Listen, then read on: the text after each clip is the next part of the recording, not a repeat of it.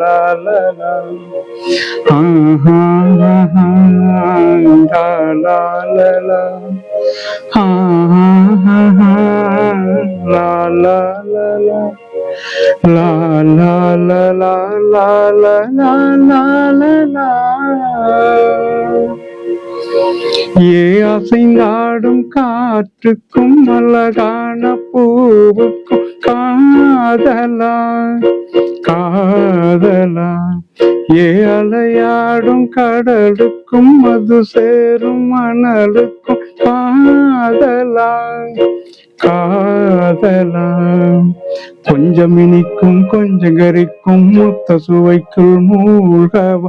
இச்சை இருந்தும் கச்சை அணிந்தேன் சர்ச்சைகள் செய்திடவா. ஏ அசைந்தாடும் காற்றுக்கும் அழகான பூவுக்கும் காதலா காதலா. சினிச்சவ் நேயர்களுக்கு வணக்கம். இன்று நம்மோடு இணைந்திருப்பவர் இசையமைப்பாளர் பரணி அவர்கள். வணக்கம் சார். வணக்கம் சார். முதல்ல உங்க இசை பயணம் எங்கிருந்து ஸ்டார்ட் ஆச்சு? எப்படி அது மேல இன்ட்ரெஸ்ட் வந்துச்சு உங்களுக்கு? எனக்கு சின்ன பிள்ளைல இருந்து இசைனா பயங்கர இன்ட்ரெஸ்ட்மா. சின்ன பிள்ளை நான் வந்து ஒரு 6வது 7வது படிக்கக்குள்ளேயே பாடல்கள் எழுதி அதுக்கு மெட்டு அமைச்சு நானே வந்து பாடியிருக்கேன். படிக்கிற வகுப்புலே 6வது 7வதுலே ஒரு 11 வயசு 12 வயசு இருக்கக்குள்ளே. எனக்கே அது தெரியாது. அப்போ எல்லாரும் அப்ரிஷியேட் பண்ணக்குள்ளதான் எனக்கு தெரியும், ஓ எனக்கே டியூன் வருது அப்படின்னு. அந்த மாதிரிதான் நான் 6வதுல தெரிஞ்சுக்கிட்டேன். அப்படி இந்த இசை வந்து என்ன அப்படியே அது கொண்டு வந்திருக்கு அப்படிதான் சொல்லணும். தானா வந்ததுதான். இது வந்து நான் தான் உருவாக்கணும்னு சொல்ல முடியாது. தானா படைக்கப்படக்குள்ள அவங்களுக்கு ஒரு டேலண்ட் கொடுக்குது. அது மாதிரி எனக்கு இசை கொடுத்துரு. சென்னை வந்து பண்ணணும்ன்ற ஐடியா எப்போ சார் வந்துச்சு உங்களுக்கு? நான் படிச்சுட்டு 10th முடிச்சுட்டு ஐடி ஃபீல்டுக்கு சேர்றதுக்காக அப்ப அதுக்கெல்லாம் இந்த பிட்டர் கோர்ஸ் அது இதெல்லாம் படிப்பாங்க. எங்க வீடு கொஞ்சம் வறுமையான வீடு தான், ரொம்ப வசதியெல்லாம் கிடையாது. எங்க அப்பா வந்து திருவாரூர்ல நான் அப்ளிகேஷன் போட்டேன். அதுக்கு வந்து எனக்கு கிடைக்கணும்ட்டு நாங்க ஒரு 2500 பணம் கட்ட வேண்டியது. ஆனா போக முடியல. அது எனக்கு கட்ட முடியல. அந்த அவங்க சொன்ன அந்த பீரியடுக்குள்ள கட்ட முடியல. அதனால அங்க போக முடியல. அதனால எங்க அப்பா மேல ஒரு பயங்கர கோபம். அப்போ என்ன படிக்க வைக்கிறது இந்த மாதிரி பண்ணலையே அப்படின்னு. எங்க அம்மா அப்படியே இருந்துகிட்டு இருந்தா அவங்க பாட்டுக்கு அவங்க வேலையை பார்த்துருந்தாங்க. நான் அப்படியே காலம் போக போக ஒரு நான் இப்ப 10th முடிச்சு 15 16 17வது வயசுல புறப்பட்டாங்க. 2 வருஷம் அப்போ போராடி பார்த்தேன் ஏதாவது படிக்கணும்ட்டு, முடியல. அப்புறம் நான் என்ன பண்ணேன், நான் கொஞ்சம் கொஞ்சமா காசு சேர்த்து வச்சிருந்தேன். காசு சேர்த்துனா நான் வந்து எங்க வீடு வந்து பழைய வீடு, அந்த மூங்கில் வீடுன்னா அதுல மூங்கில்ல ஒரு ஓட்டை போட்டு காசு சேர்த்து வச்சிருந்தேன். ஒரு 30 ரூபா 35 ரூபா. அதோட எங்க கொல்லைப்புறத்துல ஒரு மரம் ஒண்ணு இருந்தது, நுணா மரம் எங்க ஊர்ல சொல்லுவாங்க. அந்த மரத்தை வெட்டி ஒரு 50 ரூபாய்க்கு வச்சுட்டு 80 ரூபா 85 ரூபா கொண்டுகிட்டு சென்னைக்கு ஓடி வந்துட்டேன். அப்படிதான் என்னோட லைஃப் சென்னைக்கு தொடங்கினது. வந்து இங்க வந்து பார்த்தா வந்து இது வந்து ஒரு மிகப்பெரிய கடனா இருக்கு இசை. ஒரு என்ட்ரி வைக்கிறதுக்கு எவ்வளவு கஷ்டமா இருந்துச்சு? எப்படி அந்த வாய்ப்பு உங்களுக்கு கிடைச்சு? நான் வந்து ஃபர்ஸ்ட் இங்க வந்து நான் வந்த புதுசுல வந்து சென்னை நினைச்சு நான் வேற மாதிரி வந்தேன். ஆனா சென்னை வேற மாதிரி இருந்தது. ஏன்னா எல்லாம் தமிழ் பேசினாங்க. அதான் ஒரு ஆறுதல் வந்து. யாருமே எந்த முகமே தெரிஞ்ச முகம் கிடையாது. நான் மட்டும் தனியா அடையாறுல இருக்கேன். இங்க வந்து அடையாறு எங்க ஊர்ல சொல்லுவாங்க. அதனால அடையாறுல போய் இறங்கிட்டேன். அடையாறுல போய் இருக்கக்குள்ள ஒரு 2 3 நாள் யாருக்கு என்னை யாருமே தெரியாது. அந்த கடையில பாத்துக்கிட்டு இருந்த ஒரு குணத்துறன் ஒருத்தர் வந்து 2 நாளா பார்த்துட்டு, ஏன்ப்பா இங்கேயே படுத்திருக்க, ஏன் இங்கே இருக்க, என்ன ஊர் அப்படின்னு கேட்டாரு. எனக்கு திடீர்னு வந்து இவங்க ஏதாவது ஏமாத்திட்டு போய் நம்ம கிட்னி வச்சிடறாங்க அப்படிலாம் சொல்றாங்களே அப்படின்ட்டு, நான் இந்த ஊர் தாங்க அப்படின்னு. ஏவா 2 நாள் இங்க வந்து படுத்திருக்க, நீ வெளியூர் எனக்கு தெரியாதா அப்படின்னாரு. அதுக்கப்புறம் உண்மையை சொன்னேன். அவர் தான் அந்த கடையில வேலை சேர்த்து விட்டு ஒரு கொஞ்ச நாள் அங்க ஒரு டீ கடை இருந்தாங்க, ரூபி டீ ஸ்டால்னு. அங்க வேலை செஞ்சுட்டு அதுக்கு அந்த நேரம் தான் இளையராஜா வீட்டுக்கு நான் அடிக்கடி வருவேன். சார், நீங்க வீட்ல சொல்லாம வந்துட்டீங்களா? ஆமா, வீட்டுக்கு சொல்லாம வந்துட்டேன். நான் இங்க வந்து ஒரு 2 வருஷம் 3 வருஷம் எங்க வீட்டுக்கு தெரியாது. சென்னை வந்துட்டேன்னு தெரியும், எங்க இருக்குன்னு தெரியாது. அந்த மாதிரிதான் வந்தேன். வந்துட்டு அதுக்கப்புறம் ஒரு 2 3 வருஷம் கழிச்சு நான் வீட்டுக்கு போனேன். நானே லெட்டர் போட்டு திருப்பி எங்க அப்பா எல்லாம் அப்புறம் ரொம்ப வருத்தப்பட்டாரு. பையன் ஒண்ணுமே சொல்லாம போயிட்டானே அப்படின்னு. அவருக்கு படிக்க வைக்க முடியலன்னு அவருக்கு ஒரு வருத்தம். பையனை நல்லா படிப்பேன், நான் ஃபர்ஸ்ட் கிளாஸா படிப்பேன். படிக்க வைக்க முடியலன்னு ஒரு ஆதங்கம். எனக்கும் அந்த சூழ்நிலை புரிஞ்சுக்கிட்டேன். வீட்டுல படிக்க வைக்கிறதுக்கு அந்த வசதி இல்லையா அப்படின்ட்டு. அப்படிதான் வந்தேன். இல்லைன்னா நான் படிச்சிருந்தேன்னா ஐஏஎஸ் வேற மாதிரி போயிருப்பேன். படிக்கிறது அவ்வளவு சூப்பரா படிப்பேன். எங்க வாத்தியாருங்களாம் அப்படி சொல்லுவாங்க, நல்ல பையன் நல்லா படிக்கிறான். சார், படிச்சிருந்தா என்னவாக இருப்பீங்க நீங்க? இல்ல, என்ன நல்ல முறையா படிச்சு வச்சுதான் நான் இங்க ஐஏஎஸ் ஆபீசரா இருப்பேன். பட் படிக்கிறது ஒரு பெரிய இன்ட்ரெஸ்ட் இருந்தது எனக்கு. அந்த சூழ்நிலை எனக்கு படிக்க முடியல. ஏன் படிக்க முடியல, எங்க அப்பாவோட சூழ்நிலை. இன்னொன்னு, தஞ்சாவூர்லாம் வந்து பெரிய காசு பணம்லாம் சேர்க்க முடியாது. நெல் விளையும், வயக்காடு கொஞ்சம் வச்சிருப்போம். அதுல நெல் விளையும், வருஷத்துக்கு சாப்பிட்றதுக்கு அந்த நெல்லை பதுக்கி வைப்பாங்க. வேற எங்க ஒரு பிசினஸ் ஏரியாலாம் கிடையாது உங்களுக்கு. தஞ்சாவூர்னாலே சாப்பாடு கிடைக்கிறதுக்கு கிடைக்கும், ரொம்ப காசு பணம் கிடைக்காது. அது மாதிரி தான் எங்கள் ஊரில் இருந்தது. அதே போல் நான் இந்த மாதிரி சொல்லாமல் வந்து ஒரு 3 வருஷம் ஆகிட்டு அதுக்கப்புறம் போனேன். எங்கள் அப்பா ரொம்ப வருத்தப்பட்டார். அதான் சொல்லணும், முன்னாடி சொன்னேன். அந்த மாதிரி எங்கள் அப்பா ரொம்ப வருத்தப்பட்டார், அழுதாரு. முதன்னு அவர் அழுததை நான் அப்போ தான் பார்த்தேன். புள்ளன்னு பிறந்து எங்கள் அப்பா அழுததை அன்னைக்கு தான் பார்த்தேன். எனக்கே அப்படின்னு உடஞ்சி போயிட்டேன் அந்த நேரம். அதுக்கப்புறம் எங்கள் அப்பாட்டெல்லாம் சொல்லிட்டு நான் அது முயற்சி பண்ணிட்டு இருக்கேன்ப்பா, அந்த மாதிரி ஒரு இதை வேலையாக முயற்சி பண்ணிட்டு இருக்கேன், நான் எப்படியா வந்துடுவேன். அப்பா அவர் சொன்னார், எப்பா இவ்வளோ பேர் இருக்கிற என்னமோ சினிமா உலகத்தில் நீ எல்லாம் எப்படிப்பா வருவ அப்படின்னு கேட்டார். எங்கள் அம்மாவும் அதை கேட்டாங்க. யாருமே நம்பலை. நான் ஒரு மியூசிக் டேரக்டர் வரவாங்கிறது எங்கள் அப்பா அம்மா கூட நம்பலை. அதை அது உண்மை தானே, அதை நம்ம அவங்க நம்பி தான் ஆகணுங்கிறது உனக்கு கட்டாயமும் கிடையாது. நீங்க முதல்ல மியூசிக் சம்பந்தமா யாரை சந்திச்சீங்க? நான் மியூசிக் சம்பந்தமா இல்லை, நான் ஃபர்ஸ்ட் இங்கே ஒரு பொழப்பு வேணும்ல. நான் சும்மா சாப்பாடு வேணும், அதனால அங்கே ரூபி டீ ஸ்டால்னா அங்கே வேலை செஞ்சுக்கிட்டு இருந்தேன். அங்கே வேலை செஞ்சுட்டு இருக்க லீவ் போட்டு அங்கே போயிடுவேன். ராஜா சார் வீட்டுக்கு வருவேன். இடையில கண்டினியூஸா ஒரு தடவை அலைஞ்சேன். அப்ப அவரை பார்க்க முடியல. நான் காலையில அங்கே ஒரு 8 மணிக்கு வந்தான்னா அவர் 7 மணிக்கே போயிடுவாரு. அது மாதிரி அந்த வாட்ச்மேன்ட்ட தான் கேட்டு போயிடுவேன். அப்படி இருக்கல ஒரு நாள் 1991 அந்த வீட்டுக்குள்ள குமரேசன் ஒருத்தர் வர்றாரு. அங்க ராஜா சார் தேட்டர்ல அவர் வேலை செய்யறாரு. அவர் வந்தாரு. அவர் பின்னாடியே அப்படியே வந்தேன். அந்த ராஜகிரண் ஆபீஸ் பழைய உஸ்மான் ரோட்ல இருந்துச்சு. அந்த கார்ல நின்னேன். நிக்கக்குள்ள, தம்பி என்ன தம்பி ஏன் இங்கே நிக்கிறீங்க, இங்கே நிக்கிறீங்க அப்படின்னு கேட்டாரு அவரு. சார் இந்த மாதிரி ராஜா சார்ட்ட ஒரு ஹார்மோனியம் பெட்டி தூக்கி வைக்கிற வேலை கிடைச்சா கூட எனக்கு ஓகே சார், எனக்கு இசை மேல அவ்வளோ ஆர்வம் அப்படின்னு சொன்னேன். அதெல்லாம் டப்புன்னு சேர்த்துக்க முடியாதுப்பா, இங்க வாப்பா அப்படின்னு சொல்லி அழைச்சிட்டு வந்தாரு. அழைச்சிட்டு அந்த உஸ்மான் ரோடு அந்த அந்த முருகேசன் ஸ்ட்ரீட்டுக்கும் உஸ்மான் ரோடுக்கும் அந்த கார்னர்ல இருந்து 2 பாட்டு பாட சொன்னாரு. பாடினேன்.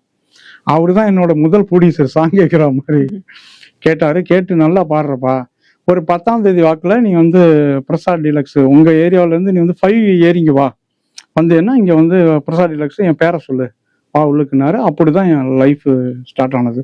91 உள்ள போனா 95 வரைக்கும் அங்க ராஜா சார் ரெக்கார்டிங் இருந்து அவர் மியூசிக் பண்றத பார்க்க ஒரு வாய்ப்பு கிடைச்சது எனக்கு இந்த குமரேசன் மூலம். சார் 5 வருஷமா இருந்தீங்க, அவர் சைட்ல இருந்து எந்த உதவி உங்களுக்கு கிடைக்கல? இல்ல, அங்க போய் இப்போ ஒரு ஃப்ளோர்ல வேலை செய்யறோம்னு வச்சுங்களேன். அங்க ஃப்ளோர் இப்ப ராஜா சார்ட்ட அவங்க 60 பேர் 70 பேர் வேலை செய்யறாங்க. அவங்களுக்கு வேலை செய்யறவங்களுக்கு நாங்க வேலை செய்வோம், ஏதாவது வாங்கி கொடுக்கறது போறது வர்றது அந்த மாதிரிதான். அந்த வேற எனக்கு ஒண்ணுமே தெரியாது. அப்ப நான் வந்த புதுசுல ஒண்ணுமே தெரியாது. எனக்கு இசையை பத்தி எதுவும் தெரியுமா இல்ல எதுவுமே தெரியாத காலகட்டம் அது. அப்ப நான் கொஞ்சம் கொஞ்சமா மியூசிக் அங்க தெரிஞ்சுக்கிட்டேன். எனக்கு நான் கம்போஸ் பண்ணுவேன், டியூன் எல்லாம் கம்போஸ் பண்ணி சுந்தரராஜா அண்ணன் அங்க இருந்தாரு. ராஜா சார்ட்ட அவர் இருந்தாரு. அவர்கிட்ட சின்ன விஷயங்கள்லாம் கேட்பான். அவர் சின்ன டவுட்டு, ராகங்கள், இந்த கார்ட்ஸ், இந்த விஷயங்கள்லாம் அவர் தான் எனக்கு குரு மாரி எல்லாமே சொல்லி கொடுத்தது. இன்ன வரைக்குமே எனக்கு குரு அவர் தான். அந்த இசையை பத்தி சில அந்த விஷயங்கள்லாம் சொல்லி கொடுத்தது சுந்தரராஜன் தான், ராஜா சார்ட்ட வந்தேன். அது போல கத்துக்கிட்டு வெளியில இந்த படம் பண்ணேன்.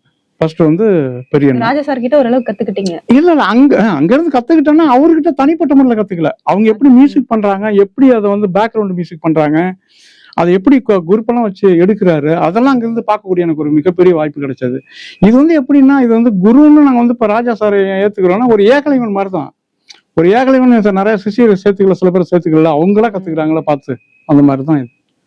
அதுக்கப்புறம் உங்களுக்கு படத்துல மியூசிக் போடுறதுக்கு வாய்ப்பு கிடைக்கும்? நான் அங்க இருந்துகிட்டு இருக்கக்குள்ளே குமரேசனோட ஃப்ரெண்ட் மாரிமுத்துன்னு ஒருத்தர் எஸ்.ஏ. சந்திர சார்ட்ட ப்ரொடக்ஷன் மேனேஜரா, ப்ரொடக்ஷன் அசிஸ்டண்டா வேலை செஞ்சுட்டு இருந்தாரு. அப்ப அவரையும் சேர்த்து விட்டது குமரேசன் தான் சொல்லியிருந்தாரு. நான் தான் சேர்த்து விட்டுருக்கேன் தம்பியை, அங்க வேலை செஞ்சுட்டு இருக்காப்ல அப்படிங்கிற நாளைய தீர்ப்புன்னு ஒரு படம் எடுக்கிறாரு விஜய் வச்சு. அப்போ எஸ்.ஏ. இப்ப இளைய தளபதியா அன்னைக்கு அறிமுகப்படுத்துறாரு அந்த படத்துல. அப்ப அறிமுகப்படுத்தக்குள்ள தம்பி மாரிமுத்தன் சொன்னாலும், தம்பி தான் பாட்டு எழுதுறாப்ல, சாட்டை கொண்டு விட்டோம்னா ஏதாவது ஒரு வாய்ப்பு கிடைக்கட்டும், சினிமால ஏதாவது ஒரு பேர் வந்துட்டும் தம்பிக்கு அப்படின்னு அழைச்சு வந்தாங்க. அழைச்சு எஸ்.ஏ. பார்த்தேன். எஸ்.ஏ.க்கு ஒரு 2-3 சாங் பாடி காட்டினேன். பாடி காட்டினாலும் அவருக்கு ரொம்ப பிடிச்சி போச்சு. இதெல்லாம் யாரையும் எழுதுனது அப்படின்னு கேட்டேன். நான் தான் சார் இந்த லிரிக்ஸ் எழுதுனேன். இப்ப நான் ஒரு படம் பண்றேன், நாளைய தீர்ப்பு ஒரு படம் பண்றேன், இந்த படத்துல நீ 2 பாட்டு எழுது, அதுக்கப்புறம் பாத்துக்குவோம் அப்படின்னு. மனநிலை எப்படி இருந்துச்சு? எனக்கு ரெக்க கட்டி பறக்குது. ஒண்ணுமே ஒரு இவ்வளவு பெரிய டேரக்டர் அவர். அப்ப எவ்வளவு படம் அவர் நெருக்கி எவ்வளவு படமா பண்ண டேரக்டர், புரட்சி இயக்குனர்.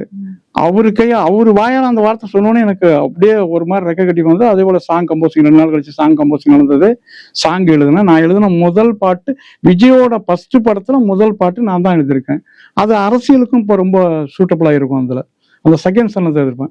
காந்தி பிறந்ததும் நேரு பிறந்ததும் பேரு புகழ் பெற்று மேல உயர்ந்ததும் நெஞ்சில் இருக்குது சொல்ல துடிக்குது நீ கேளு, மண்ணில் பிறந்ததும் கொள்கை இருக்கணும், வாழ்ந்து முடிச்சதும் பேரு நிலைக்கணும், இந்த நினைப்பது என்றும் இருக்கணும் நெஞ்சோடு, கல்வி கண் தந்த காமராஜர் போல, தமிழின் நிலை காக்கும் கலைஞர் போல, வாரி கொடுத்ததில் வள்ளல் எம்ஜிஆர் போல, புரட்சி பல செய்யும் செல்விய போல, ஊரெங்கும் பேர் வாங்க அவர் போல நாமும் உழைக்கணும். ஜினுக்கு ஜிங்கா ஜிங்கா ஜினுக்கு ஜிங்கா, மாப்புள்ள நான் சொல்ல போறேன் கேட்டுக்க, ஜினுக்கு ஜிங்கா ஜிங்கா ஜினுக்கு ஜிங்கா. அந்த பாட்டு எழுதினேன்.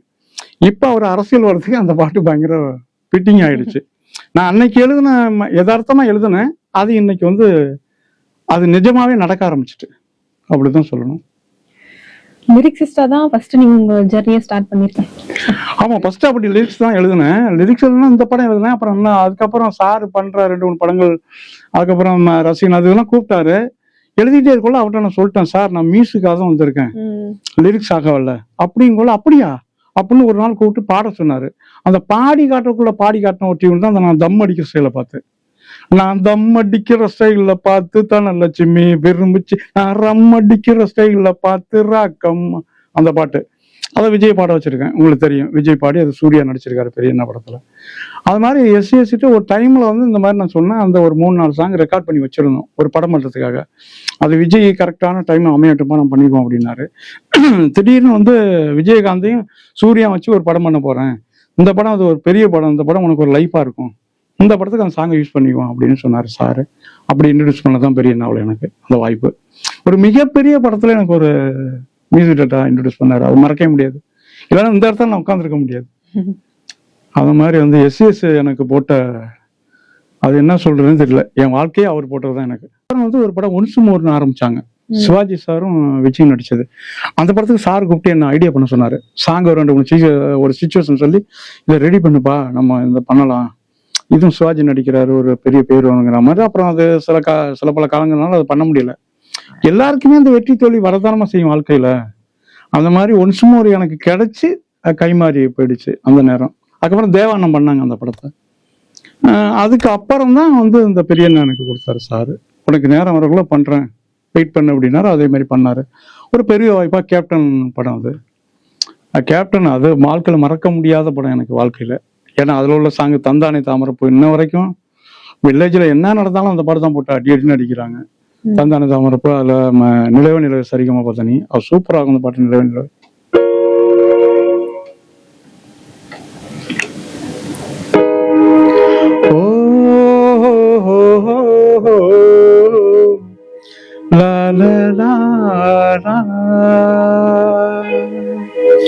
நிலவே நிலவே சரிகம பதனி பாடு, என் கனவை திருடி பல்லவி வரியாய் போடு.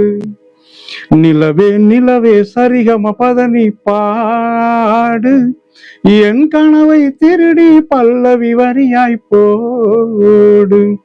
உன்னை ஒவ்வொரு இரவிலும் தேடுகிறேன், நீ தேகின்ற நாளில் வாடுகிறேன். உன் மௌனத்தில் 1000 பாட்டு, நான் மயங்குகிறேன் அதை கேட்டு. நீ மாலையில் வருவதும் காலையில் மறைவதும் என்னடி விளையாட்டு. நிலவே நிலவே சரிகம பதனி பாடு, என் கனவை திருடி பல்லவி வரியாய் போடு. அந்த சாங்கு ரொம்ப நல்லா இருக்கும். இந்த சாங்கோட ரெக்கார்டோட ஒரு கதை சொல்ல பாருங்க. ஏன்னா படம்னு ஆரம்பிச்சு முதல்ல ரெக்கார்ட் பண்ண இந்த பாட்டு தான் ஏவி மாறாருல. இந்த பாட்டை ரெக்கார்ட் பண்றேன், பயங்கர கூட்டம். அன்னைக்கு பூஜை எல்லாரும் வந்திருக்காங்க, எனக்கா உதறது உள்ளுக்கு. ஏன்னா முதல் படம் விஜயகாந்த் கேப்டன், எல்லாரும் வந்திருக்காங்க. நான் மியூசிக் பண்ணேன், எல்லாம் உள்ள பாக்குறாங்க, பண்ணிட்டு இருக்கேன். எல்லாம் கேட்டுட்டு என்ன சொல்ல போறாங்களோ ஒரு நடுக்கத்துல இருக்கேன். குளிர் ஜுரம் மாதிரி, இப்ப நீங்க சொன்ன மாதிரி அந்த குளிர் ஜுரத்துல இருந்தேன். எல்லாரும் அந்த பாட்டை கேட்டுட்டு ரொம்ப சூப்பரா இருக்குன்னு கை தட்டினாங்க. அப்பதான் எனக்கு ஒரு தெம்பு வந்தது, ஓ அந்த படம் கண்டிப்பா நம்ம தான் பண்றோம் அப்படின்னு. ஏன்னா யாரு வேணாலும் எது வேணாலும் சொல்லி மாத்தி விட்டுலாம்ல, அந்த மாதிரி ஒரு சூழ்நிலை. அந்த நேரம் பயந்தேன். ஆனா அது கரெக்டா எல்லாருமே சப்போர்ட்டிவா இருந்து அந்த படத்தை முடிச்சு வெளில கொண்டு வந்து ரிலீஸ் பண்ணோம். நல்லா போனது அந்த படம். அந்த படம் ரிலீஸ் ஆனதுக்கு அப்புறம் ஒரு வருஷம் எனக்கு படம் கிடையாது. யாரையும் அலைஞ்சேன், அது என்னன்னு தெரியல. சாபக்கேடா நடந்துல சினிமாவில் வந்து 99 படம் பண்ண 2000 சுத்தர படமே கிடையாது. 2001 தான் திருப்பி பார்வை வேண்டிய புதுமை பண்ணேன். அந்த மாதிரி தான் படங்கள் சினிமாங்கிறது விட்டு விட்டு தானே வாய்ப்பு கிடைக்கும். ஒரே இதை கண்டினியூவா கிடைக்கணும்னா. ஆனா அவ்வளவு பெரிய ஹிட் அந்த படம் இருந்தாலும் பரணிங்கிறது தெரியாம போச்சு. அதுக்கப்புறம் பார்வை வேண்டிய புதுமை வந்து பரணிங்கிறத பட்டி தொட்டி எங்க பார்த்தாலும் தெரிய வச்சுட்டு. உங்க சாங் சார் எல்லா சாங் ஆல்பம் ஃபுல்லாவே ஹிட். ஆனா அந்த டைம்ல இப்ப கேட்கும்போது நான் பிறக்கல அப்பதான் பார்த்தேன். ஆமா. இப்ப கேட்கும்போது நான் நினைச்சேன் அதுக்கு வித்யாசாகர் தான் மியூசிக் அந்த மாதிரி. ஏன் அப்போ உங்க பேர் ஏன் இப்ப வெளியில வரல? இல்ல சினிமாவில வந்து அப்ப எல்லாம் இப்ப இருக்க யூடியூப் மாதிரி அன்னைய காலகட்டம் பேப்பரு மிஞ்சி போனா டிவி அவ்வளவுதான். இன்னைய காலகட்டம் யூடியூப். ஒரு படம் பண்ணாலே உலகம் பூரா தெரிஞ்சிருது. அன்னைய காலகட்டம் எங்களுக்கு அத்தனை படம் பண்ணி அவளை பாட்டு பயங்கர கிட்டா இருக்கும். என் பாட்டு தான் பாடிட்டு இருக்கும். நான் தான் பண்ணனே பக்கத்துல தெரியாது. டெம்போல போட்டு ஆடிட்டு இருப்பாங்க. அது நான் அந்த பக்கமா நடந்து போயிட்டு இருப்பேன். நான் தான் மியூசிக் எடுத்து எனக்கு மட்டும் தான் தெரியும். அந்த மாதிரி நிறைய சம்பவம் எனக்கு நடந்திருக்கு. ஆனா இப்ப இன்டர்வியூ கொடுக்க கொண்டு நிறைய பேருக்கு இப்ப தெரிஞ்சிருக்கு. பரணி சார் சாங் என்ன சூப்பரா இருக்கு. நிறைய பேர் வந்து என் சாங்கை வந்து ராஜா சார் சாங் நினைச்சவங்களும் உண்டு, வித்யாசாகர் சாங் நினைச்சவங்களும் உண்டு. நிறைய பேர் அப்படி நினைச்சது உண்டு தான். ஏன் சங்கர் கணேஷ் மியூசிக் எடுத்துக்காரு. அவரு சாங்க நிறைய சாங் இளையராஜா தான் மியூசிக் பண்ண நினைச்சுக்கிறாங்க. இப்ப கங்காமரன் சார் இடையில ஒரு இன்டர்வியூல சொல்லியிருந்தாரு, நான் பண்ண சாங்க சில சாங்க வந்து அண்ணன் பண்ண நினைச்சுக்கிறாங்க. பரவாயில்ல, அது எப்படியே ஹிட் ஆகணும் அப்படிங்கிற மாதிரி சொன்னாரு கங்கவன சார் கூட. அது எல்லாருக்குமே எப்படின்னா ஒரு மியூசிக் டைரக்டர் தொடர்ந்துட்டியா இருக்காங்களோ அவங்க அந்த ஹிட் லிஸ்ட் எல்லாம் அங்க கொண்டு சேர்த்துருவாங்க. அந்த மாதிரி நிகழ்றதுதான். ஆனா உங்கவங்க பண்ற பேர் தானே இருக்கு பாட்டுல. இப்ப பாட்டை தட்டி எடுத்தீங்கன்னா வந்து இப்ப என் பாட்டு எல்லாம் என் பேர்ல தானே இருக்கு. பார்க்காதவங்களுக்கு கேட்காதவங்களுக்கு தெரியாம இருக்கும். கேட்கிறவங்க அதை வந்து பேர் பார்க்கணும்னு நினைக்க மாட்டாங்க. பாட்டு நல்லா இருக்கு, இது யாரும் மியூசிக் டைரக்டர் பண்ணிருப்பாங்க அப்படின்னு நினைச்சுவாங்க. ஆனா இப்ப யூடியூப் வந்ததுல இருந்து பரணிங்கிற பாட்டு நிறைய பேர் சொல்ல ஆரம்பிச்சிட்டாங்க. இப்ப நீங்க கேட்ட கேள்விய கிட்டத்தட்ட எனக்கு வந்து நான் அந்த கமெண்ட்ஸ் படிக்கிறேன் பாருங்க. ஒரு 1000 பேர் பேசுறாங்கன்னா 100 பேர் இதான் சொல்லுவாங்க, இது உங்க பாட்டு எனக்கு தெரியாது சார் அப்படின்னு. இப்ப தெரிஞ்சுக்கிறாங்க. அது ஒரு மிகப்பெரிய சந்தோஷம் யூடியூப் தளம் வந்ததுக்கு அப்புறம். சார் நிறைய மியூசிக் டைரக்டர் அவங்க பழசு போட்டு அப்போவே ஹிட் ஆச்சு, அந்த சாங் எடுத்து இப்போ ஹிட் பண்றாங்க. ஆனா மத்த டைரக்டர்ஸ் எதுவும் சொல்றது இல்ல, சரி பண்ணிக்கோங்க போ அப்படின்னு சொல்றாங்க. ஆனா இளையராஜா சார் மட்டும் ஏன் சார் காப்பி ரைட்ஸ் கேக்குறாரு? இல்ல இது வந்து இங்க நம்ம யூடியூப்ல பேசுற விஷயம் இல்ல, கோர்ட்ல நடக்குது. என்னன்னா அவர் வந்து பண்ண காலகட்டத்துல அவர் வந்து நிறைய பேருக்கு பணம் வாங்காமையே பண்ணி கொடுத்துருக்காரு ராஜா சார். அவரு நிறைய பேர் சொல்றாங்க. அப்போ அந்த மாதிரி பண்ணி கொடுக்கலாம். அந்த ரைட்ஸ் எல்லாம் அவர்கிட்ட தான் இருக்கு. அவர்கிட்ட ஒரு 600-700 படம் ரைட்ஸ் இருக்கு. அதனால அவர்கிட்ட கேட்கணுங்கிறது கரெக்டான ரூட்டு தான் அது. ஏன்னா IPRSலயும் அவர் இல்ல.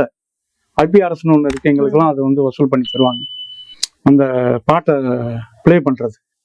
இப்ப யூடியூப்லயோ அதுல இதுல வர்றதுக்கெல்லாம் எங்களுக்கு காசு பிடிச்சி எங்களுக்கு காசு தர்றாங்க. அதுல ராஜசாரம் இல்லை, அதுல இருந்து விலகிட்டாரு.